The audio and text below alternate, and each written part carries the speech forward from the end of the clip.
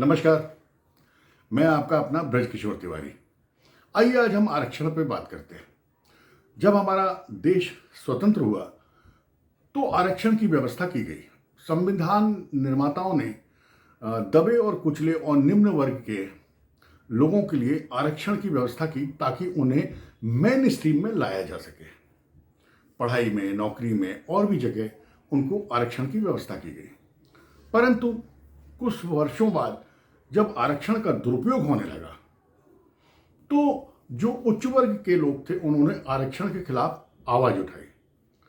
कुछ सरकारों ने भी कोशिश की, परंतु कोई भी सक्सेस नहीं हुआ, क्योंकि हमारे देश में नंबरों से सरकार बनती है। जिसके पास जितनी भीड़, जितने ज्यादा विधायक या सांसद, वो उतना पावरफुल होता है। प्रजातंत्र का एक यही रोना है कि बुद्धिमान होना नहीं, भीड़ होना बहुत जरूरी है। एक विजन होना नहीं, आपके पास मत होना जरूरी है। साहब चलता रहा। आरक्षण के खिलाफ कई बार आवाजें उठी। मोदी साहब आए, उन्होंने भी इशारों में ये बताया कि आरक्षण से कुछ नुकसान भी हो रहे हैं।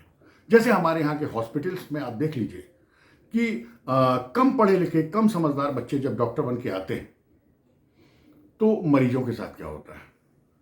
अगर आप पुलिस में देखें या कोई उच्च पद पे देखें, जब ये आरक्षित बच्चे आते हैं तो ये दूसरे जाति के लोगों को उसी तरह से देखते हैं जैसा पुरातन समय में देखा जाता था, और बदले की भावना से देखते हैं। तो उससे क्या होता है कि एक असमंजस समाज में पैदा हो जाता है। आज हमारे देश जिस तरीके से बढ़ रहा है उसको और आगे बढ़ाने के लिए हमें बहुत ही क्वालिफाइड बच्चों की जरूरत है।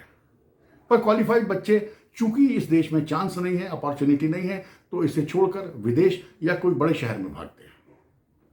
फिर बच्चे 30% वाले, वो बहुत खुश रहते हैं। उनको मालूम है साहब कि सरकारी नौकरियां निकलेंगी और उसमें हम आसानी से हो जाएंगे। फिर तो हम हो गए सरकारी दमाद। चाहे हमसे इंट्रावेनस इंजेक्शन लगाते बने ना बने, आईपीसी की धारा हम गलत लगा दें, चाहे हम राजस्व गलत तरीके से वसूलें, हम कुछ भी करें, नौकरी हमारी बरकरार रहेगी। नहीं तो हम कहेंगे साहब ये हमारी जात के खिलाफ है, हमारे धर्म के खिलाफ है। और जो वो उनके नेता हैं वो सब इकट्ठे होकर सत्ता पक्ष को प्रताड़ित करने लगेंगे।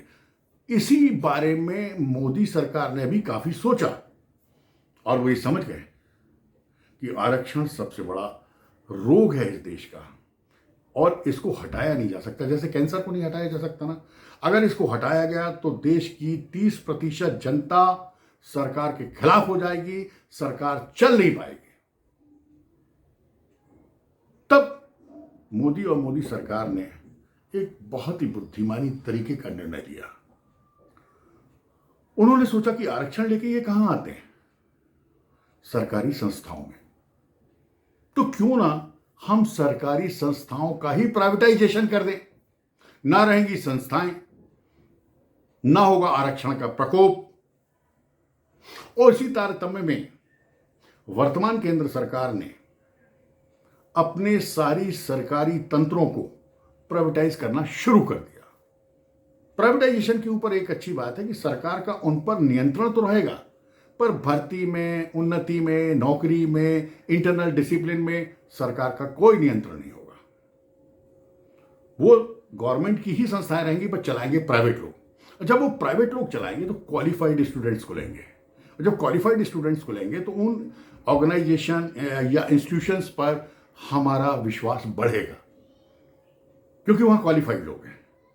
और धीरे धीरे जब सरकारी आरक्षण से आने वाले लोगों को नौकरियां ही नहीं मिलेंगी, सरकारी तंत्र में नौकरियां होंगी ही नहीं, तो फिर इसकी डिमांड खत्म हो जाएगी। और हमारे जो नौजवान बच्चे हैं, चाहे वो किसी भी धर्म और जाति विशेष से हों, वो पढ़ाई पर ध्यान देंगे, देश डेवलप होगा। ये जो आरक्षण की राजनीति ऑटोमेटिकली खत्म हो जाएगी। इसी का एक प्रयास है निजीकरण। ये जो हम कहते हैं कि हमने अपने देश की सारी संस्थाएं बेच दी, क्या करें? इन संस्थाओं को रखकर माने जो नालायक या कमतर लोग हैं उनको जबरदस्ती कानून बना के भर्ती किया जाए, जिससे कि देश डिवाइड हो। पता चले कि साहब जो बुद्धिमान लड़के हैं वो सरकार से गुस्सा है, और अगर इनको नहीं लो तो ये जो कम पढ़े लिखे और कम आकलन वाले लोग हैं ये गुस्सा हो जाए। सो सबसे बेहतर है सारी सरकारी संस्थाओं का प्राइवेटाइजेशन। बैंक, रेलवे, वायु और भी जो भी हैं, इवन अब तो जो प्राइवेट खदानें और ये वो जितने भी गवर्नमेंट के इंस्टीट्यूशन है वो धीरे धीरे सब प्राइवेट हो जाएंगे। बचेगा सिर्फ शासन और प्रशासन। भाई वहां तो मजबूरी है, उसको प्राइवेटाइज नहीं किया जा सकता, तो वहां आपको आरक्षण मिलता रहेगा, दुखी मत होइए। अंत में मैं आपको यही सलाह दूंगा, आरक्षण से हराम की नौकरी, हराम की तनख्वाह लेने से अच्छा है मेहनत से पढ़ो, कॉम्पिटिट करो, लोगों को पीछे छोड़ो, अपने वजूद को और उज्जवल बनाओ, और फिर अपनी हिकमत के हिसाब से अपनी तनख्वाह लो, आंखों में आंखें डाल के। नहीं तो धीरे धीरे सब खत्म होने वाला है। आपके पास 50 नहीं 70% आरक्षण रहेगा, पर जब नौकरियां नहीं रहेंगी तो आप उपयोग कहां करेंगे? मेरे ख्याल से इसीलिए मैं कहता हूं कि नरेंद्र मोदी कलयुग का चाणक्य है। उसको मालूम था कि आरक्षण नहीं खत्म कर सकते, तो उसने आरक्षित जगहें ही खत्म कर दी। मैं क्या कहना चाह रहा हूं, मेरा उद्देश्य ये सब कहने के पीछे सिर्फ इतना है कि किसी भी जाति, वर्ग विशेष या राजनीतिक पार्टी के बच्चे हों, बगैर पढ़े लिखे, बगैर ज्ञान अर्जन के जीवन में सफलता नहीं मिल सकती। इसका विशेष ध्यान रखें। छोड़ें ये सब आरक्षण, कोई फायदा नहीं होने वाला। मोदी है। नमस्कार।